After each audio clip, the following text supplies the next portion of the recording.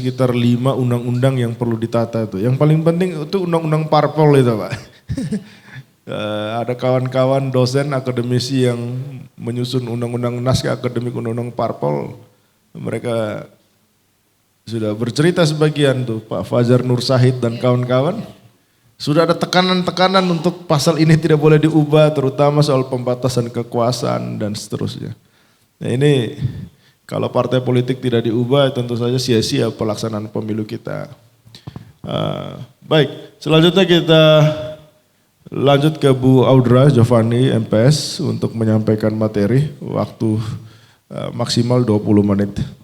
Ya, terima kasih Pak Gian, teman-teman mahasiswa. Jadi untuk hari ini Pak Akbar juga sama Pak Randy, isunya tuh lebih spesifik bicara mengenai keterwakilan perempuan dalam politik. Yang seringkali ini abai gitu ya, apalagi bicara mengenai, tadi Pak Akbar bilang ya perempuan sukanya yang tertutup gitu ya.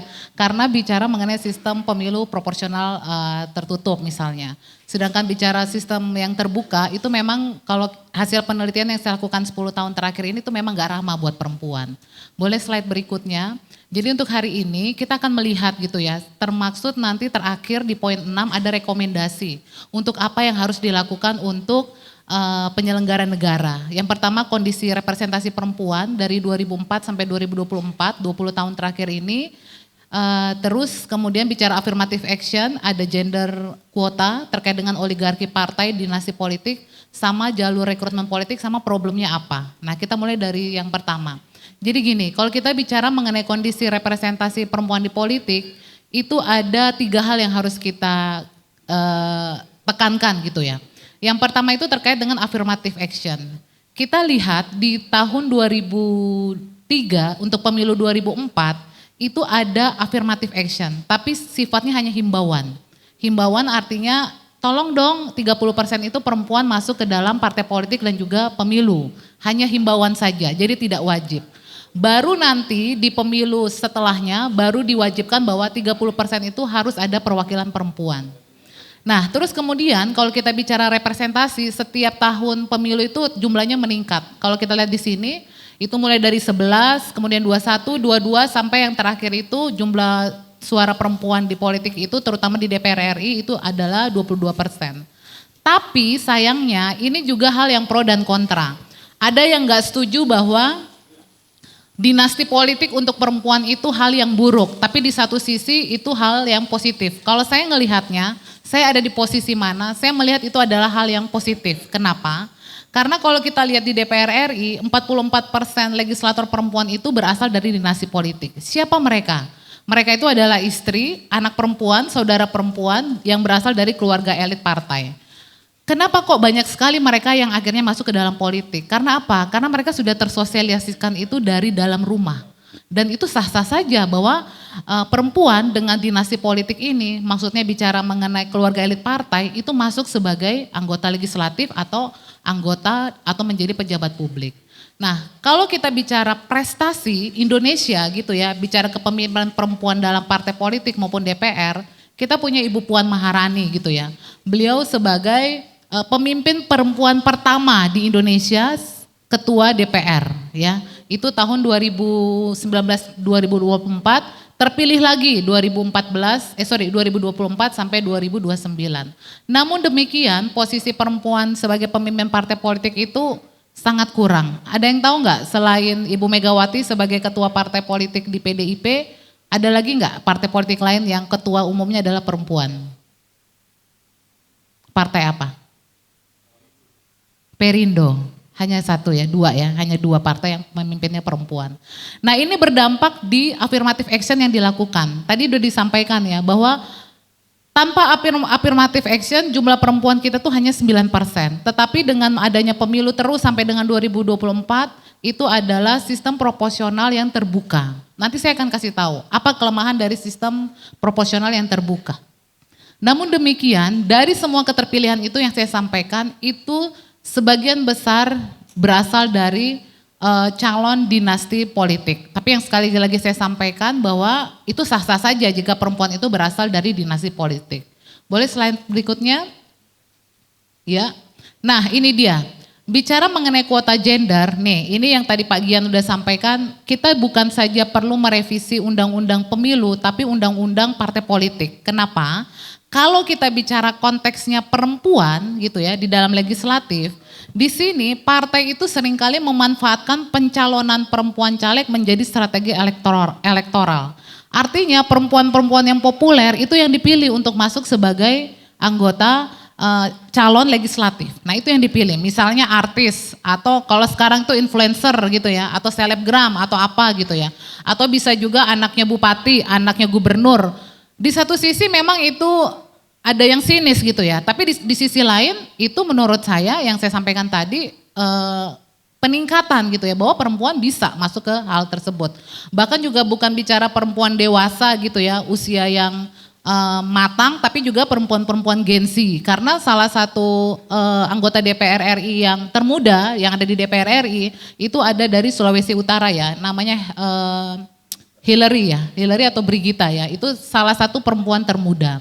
Nah terus kemudian yang berikutnya, ini tantangannya, kenapa? Itu juga yang disampaikan tadi ya, bahwa kader perempuan itu seringkali, walaupun dia udah lama nih di partai politik, dengan sistem proporsional yang terbuka, walaupun misalnya saya nih udah lama di Partai Golkar, udah 10 tahun, tapi tiba-tiba masuk Lydia sebagai orang yang populer gitu ya, Lydia masuk di Partai Golkar tersebut, saya tuh akan bersaing bersama Lydia, di mana Lydia tuh orang baru, tapi dia yang nantinya masuk atau running ke pemilu dan dia yang terpilih. Apa kabar dengan saya? Nah di situ undang-undang partai politiknya itu nggak mengatur bahwa ada kriteria minimum dia harus misalnya 5 tahun sebagai kader partai. Nggak kucuk-kucuk datang, daftar hari ini dapat kartu anggota, running untuk legislatif, akhirnya dia menang. Karena apa? Karena misalnya dia anak dari gubernur atau misalnya anak dari kepala daerah. Itu salah satunya kenapa rekomendasinya adalah untuk merevisi undang-undang partai politik. Terus kemudian yang kedua, oke, ini Pak Doli ya? Oke. Halo Pak Doli baru dari UIN ya? Iya. Mbak Suryani bilang katanya dari UIN ya? Oke. Oke, aku lanjut. Oke. Oh, biru-biru ya? Oke. Uki juga warnanya biru. Iya, oke. Oke lanjut ya, kemudian bicara mengenai kuota gender. Nah kalau bicara mengenai kuota kita berhasilnya adalah ada peningkatan terus walaupun peningkatannya nggak tinggi gitu ya. Tapi peningkatnya tuh ada terkait dengan jumlah representasi yang goal sebagai anggota legislatif. Nah masalah kuota gender ini juga bicara dari terjadinya pergeseran jalur rekrutmen caleg. Di mana dia tergantung siapa yang punya modal, siapa yang punya jaringan ekonomi dan politik itu tadi. Tapi sekali lagi ya, sistem proporsional daftar terbuka ini itu tidak ramah buat perempuan. Kenapa? Yang saya kasih contoh tadi, saya sebagai kader lama sedangkan Lydia sebagai kader baru dia bisa langsung jadi. Oleh sebab itu ini sebaiknya terevaluasi gitu ya. Slide berikutnya yang keempat, nah ini juga bicara mengenai jalur rekrutmen.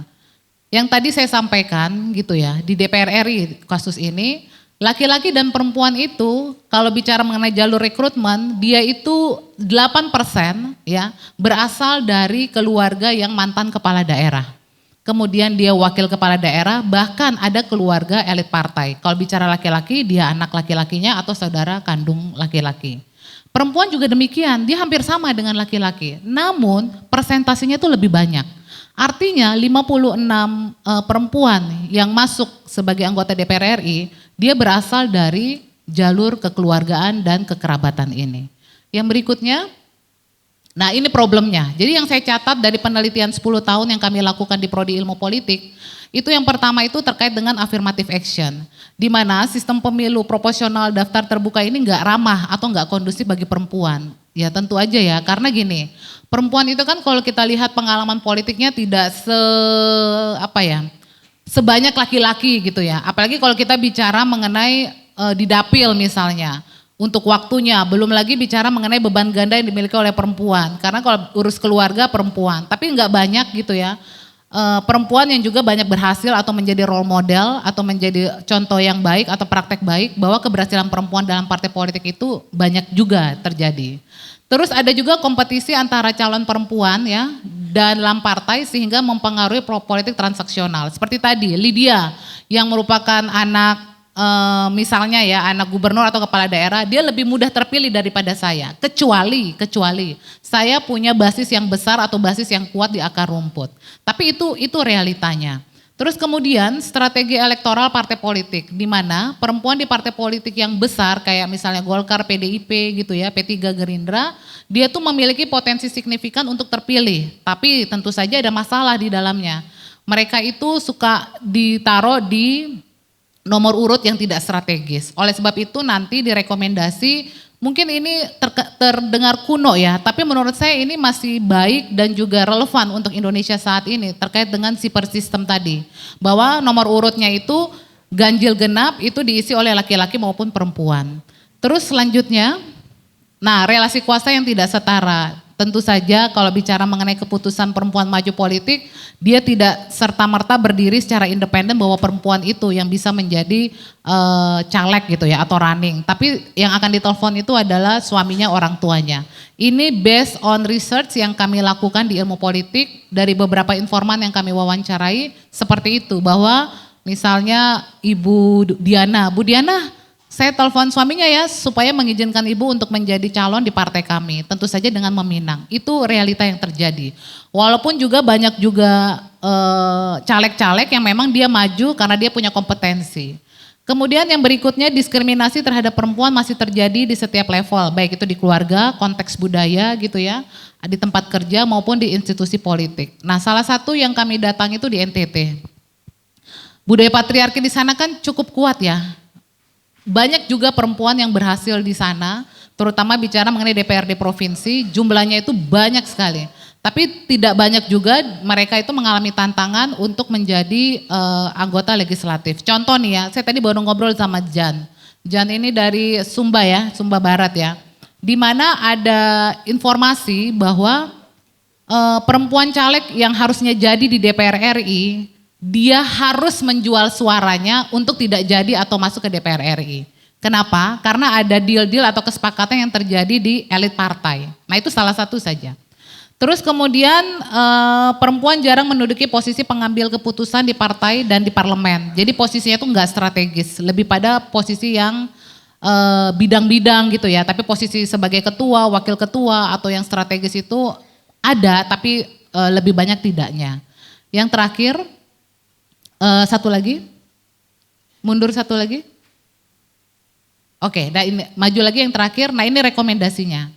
Jadi bicara mengenai rekomendasi, itu ada dana afirmasi bagi politisi perempuan. Tadi kan disebutkan minimum itu 20 miliar ya tadi Prof. Valina menyampaikan. Tapi ada satu kasus yang menurut saya karena dia kuat di akar rumput gitu ya. Sehingga dia ganti partai apapun, ini terjadi di DPRD Provinsi NTT. Dia ganti partai apapun 4 kali pemilu, dia menang terpilih terus. Terus modal uang yang disiapkan, kalau hasil wawancara dengan perempuan-perempuan lain 100 juta, 200 juta, 300 juta. Dia menyampaikan itu dia nggak sampai 100 juta. Tapi sebagai logistik pemilu itu dia siapkan.